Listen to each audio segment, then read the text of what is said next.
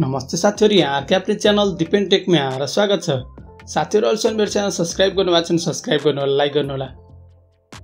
यदि तपाईले चाहिँ आफ्नो बिजनेस वेबसाइट छ भने चाहिँ तपाईले चाहिँ आफ्नो युजरसँग कनेक्ट गर्नको लागि चाहिँ फेसबुक मेसेन्जर च्याटलाई चाहिँ आफ्नो वेबसाइटमा चाहिँ लगाउन सक्नुहुन्छ।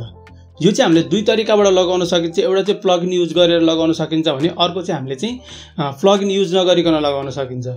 यदि तपाईले प्लगइन युज गरेर लगाउनु भयो भने चाहिँ तपाईले सजिलैसँग लगाउन त सक्नुहुन्छ, तर तपाईलाई चाहिँ आफ्नो वेबसाइटमा चाहिँ के हुन्छ त भन्दा तपाईको चाहिँ साइट चाहिँ अलिकति लोड हुन जान्छ। यदि तपाईले प्लगइन युज नगरिकन गर्नुभयो भने चाहिँ तपाईको साइटमा चाहिँ कुनै पनि लोड त्यस्तो पर्न जाँदैन। आज चाहिँ तपाईहरुलाई मैले यो दुईटै तरिका सिकाउँछु हैन, जसमा चाहिँ तपाईहरुले फेसबुक मेसेन्जर च्याटलाई चाहिँ तपाईले आफ्नो वेबसाइटमा लगाउन सक्नुहुन्छ सजिलैसँग। त्यसको लागि चाहिँ तपाईले भिडियोलाई अन्तिमसम्म हेर्नु होला।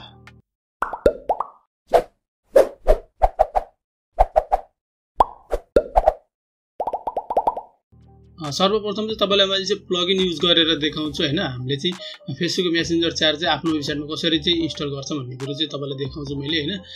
त्यसमा चाहिँ तपाईको सर्वप्रथम हामी प्लगइनमा जान पर्ने हुन्छ। प्लगइनमा यहाँनिर न्यू भन्ने अप्सनमा जान पर्ने हुन्छ, एड न्यू भन्ने।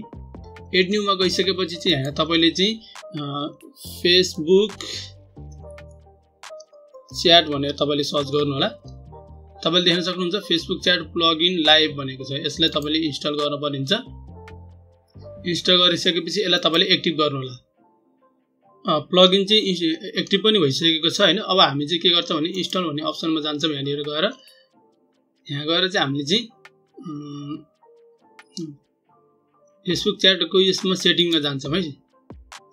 सेटिङमा गइसकेपछि तलपट्टि देख्न सक्नुहुन्छ सेटअप च्याट प्लगइन भनेको छ हैन। तपाई हामीले चाहिँ यसमा चाहिँ क्लिक गर्न पर्ने हुन्छ। क्लिक गरेर अब चाहिँ हामीले चाहिँ फेसबुकमा चाहिँ हामीले चाहिँ सेटअप गर्छौं यसलाई हैन।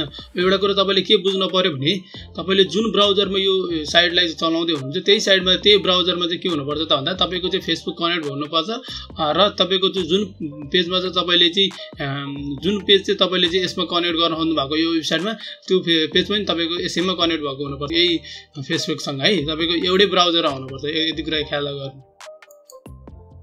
मैले सेटअपमा क्लिक गरे। अब यहाँनिर एउटा पपअप आएको छ हैन।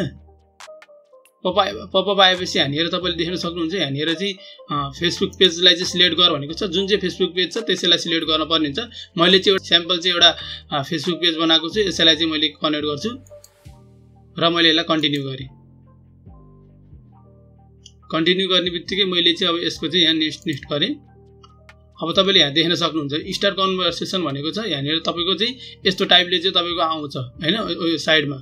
अब मैले यहाँनिर नेक्स्ट गरे हैन। नेक्स्ट गरे अनि त्यसपछि लाएर चाहिँ यहाँ तपाईले देख्न सक्नुहुन्छ कस्टमाइज योर प्लगइन भनेको छ हैन।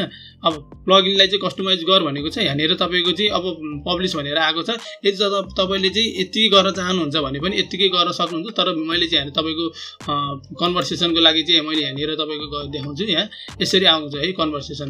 अनि अर्को कुरा भनेको कस्टमाइज योर च्याट प्लगइन भनेको छ। यहाँनिर क्लिक गरिसकेपछि अब ल्याङ्ग्वेज सिलेक्ट गर्न सक्नुहुन्छ। अब तपाईले यहाँनिर कसरी चाहिँ कुन फर्मेटमा चाहिँ राख्ने भन्ने कुरा तपाईले अब सुरुमै तपाईको चाहिँ how can I help you भन्ने तरिकाले राख्न सक्नुहुन्छ भने यही अनुसारले राख्नु। तपाईले अझ कसैको नाम बनाएर अथवा त्यस्तै अनुसारले राख्न चाहनुहुन्छ भने पनि त्यही अनुसारले तपाईले यहाँनिर एड गर्न सक्नुहुन्छ। यी कुराहरु चाहिँ तपाईले सेटअप गर्न सक्नुहुन्छ हैन। अनि अर्को कुरो भनेको चाहिँ यहाँनिर तपाईले चाहिँ डिस्प्ले बटनमा कसरी देखाउने, यसरी देखाउने कि यसरी देखाउने कि यसरी देखाउने हैन, तलपट्टिको आइकनमा हैन। अनि यहाँनिर यो छ हैन। यसमा पनि कुन चाहिँ तरिकाले देखाउने त्यो चोइस गर्न सक्नुहुन्छ।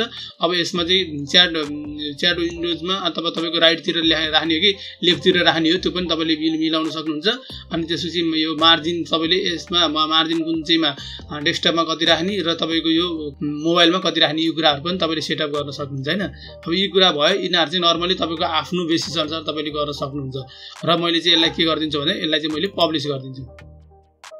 पब्लिश भइसकेको छ। अब चाहिँ मैले के गर्छु त भन्दा अब यहाँनिर चाहिँ बडा मैले गएर एकचोटी मेरो साइडमा चाहिँ यहाँ त्यो देखिएको छ कि छैन त्यो कुरो चेक गर्छु है।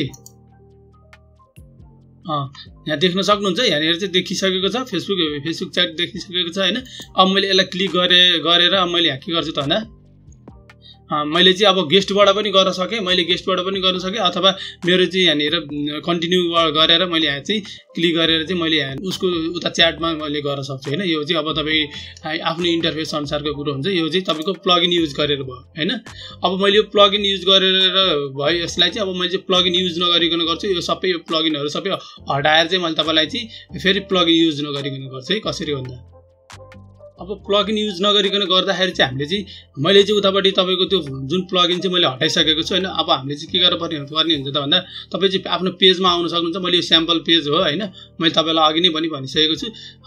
पेजमा आइसकेपछि यहाँनिर तपाईँले सेटिङ देख्न सक्नुहुन्छ। त्यो सेटिङमा आउनुहोस् हैन। सेटिङको चाहिँ तपाईँले देख्न सक्नुहुन्छ। त्यसपछि चाहिँ तपाईँ मेसेन्जिङ भन्ने चाहिँ अप्सन छ, यसमा तपाईँले क्लिक गर्नु होला।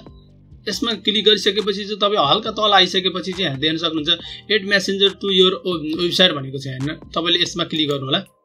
तपाईँले चाहिँ अब यति गरिसकेपछि चाहिँ अर्को कुरो भनेको तपाईँले चाहिँ यहाँनिर चाहिँ तपाईँले आफ्नो डोमेन नाम राख्नुपर्ने हुन्छ। यहाँनिर तपाईँको आफ्नो के अरे वेबसाइटको लिङ्क यहाँ राख्नुपर्ने हुन्छ। मैले चाहिँ यहाँ राखिसकेको छु। अघि प्लगइन हाल्दाखेरि पनि उसले नै सेटअप गरिसकेको छ हैन। अब यहाँनिर तपाईँले के गर्नुपर्ने हुन्छ त यहाँनिर सेटअप भनेर अप्सन छ। यहाँनिर तपाईँले देख्न सक्नुहुन्छ सेटअप भनेर अप्सन छ। यहाँनिर हामीले चाहिँ सेटअपमा क्लिक गरौँ। सेटअपमा क्लिक गरिसकेपछि चाहिँ हाम्रो चाहिँ यहाँनिर स्ट्यान्डर्ड भन्ने अप्सन छ हैन। यहाँ वर्डप्रेस भनेको छ, हामीले चाहिँ स्ट्यान्डर्डमा जाम है। मैले चाहिँ प्लगइन युज नगरिकन गर्ने भनेको छु। स्ट्यान्डर्डमा क्लिक गरौँ।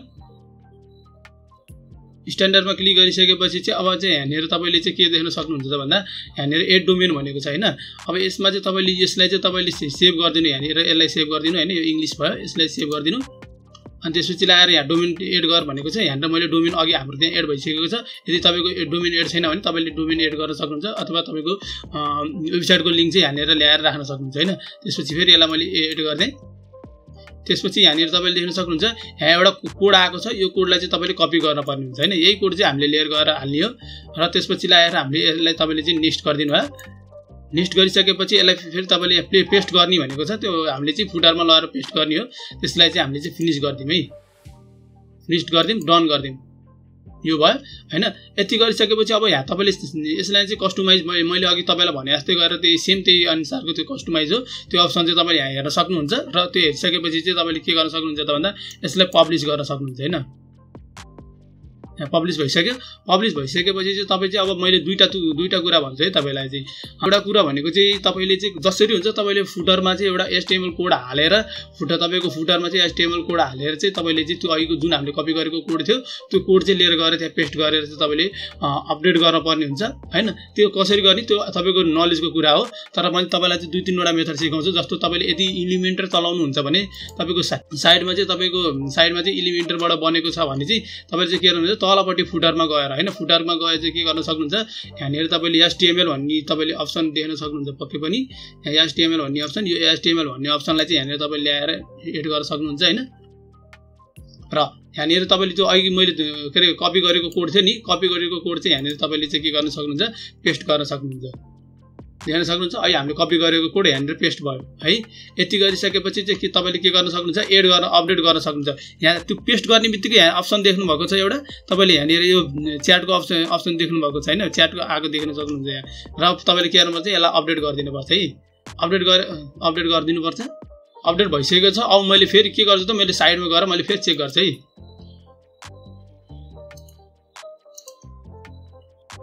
यहाँ देख्न सक्नुहुन्छ तपाईँले फुटरमा चाहिँ यहाँनिर तपाईँको चाहिँ यहाँ देखिएको छ। यसमा देख्नु भयो यहाँनिर यसरी तपाईँको वेबसाइट लाने हो भने यहाँनिर च्याटको अप्सन चाहिँ देखिएको छ है।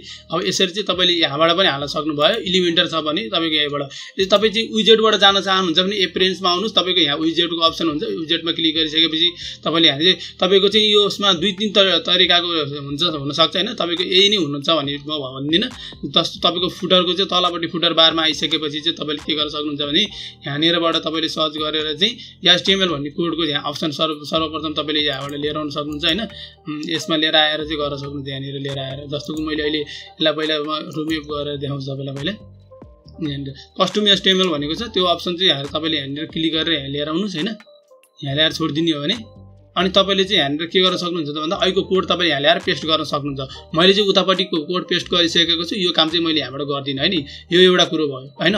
अर्को कुरो भनेको तपाईँले अर्कोतिरबाट पनि गर्न सक्नुहुन्छ। कहाँबाट भने जस्तो कि तपाईँले चाहिँ एप्रेन्समा चाहिँ तपाईँले यहाँ कस्टमाइज भन्ने अप्सन छ देख्न सक्नुहुन्छ। यसमा चाहिँ तपाईँले चाहिँ यसलाई ओपन गर्नु होला। पहिला कस्टमाइज भन्ने अप्सनमा आइसकेपछि चाहिँ तलपट्टि साइडमा तपाईँले यहाँनिर आएर चाहिँ विजेट भन्ने अप्सन देख्नुहुन्छ यसमा तपाईँले क्लिक गर्नुपर्ने हुन्छ क्लिक गरिसकेपछि यहाँ फुटर बार भन्ने अप्सन छ तपाईँले देख्न सक्नुहुन्छ यहाँ पनि फुटर बारमा क्लिक गर्नुहोस् क्लिक गरिसकेपछि यहाँनिर आएर चाहिँ तपाईँले के गर्न सक्नुहुन्छ नि यहाँ क्लिक गरेर चाहिँ तपाईँले यहाँ ब्लग एडमा चाहिँ तपाईँले यहाँ के अरे कस्टम HTML भन्ने अप्सन देख्नुहुन्छ तपाईँले यो कस्टम HTML भन्ने अप्सन क्लिक गर्नुहोस् र तपाईँले यहाँनिर चाहिँ फेरि तपाईँले चाहिँ अघि मैले भनेको जुन कपी गरेको कोड थियो तपाईँले यहाँ पेस्ट गरेर यसलाई पब्लिस गरिदिनु फेरि तपाईँले उतापट्टि गएर चेक गर्न सक्नुहुन्छ यसरी पनि तपाईँले यहाँबाट पनि काम गर्न सक्नुहुन्छ है हामीले चाहिँ आफ्नो वेबसाइटमा चाहिँ फेसबुक मेसेन्जर च्याटलाई चाहिँ कसरी चाहिँ लगाउन सकिन्छ अथवा एड गर्न सकिन्छ भन्ने कुरो चाहिँ तपाईँहरूले जान्नु नै भयो होला यो भिडियोसँग चाहिँ तपाईँहरूलाई कुनै पनि त्यस्तो नराम्रो प्रतिक्रिया अथवा राम्रो प्रतिक्रिया छ भने अवश्य कमेन्ट गर्नु होला लाइक सब्सक्राइब गर्न नबिर्सिनु होला हस्त धन्यवाद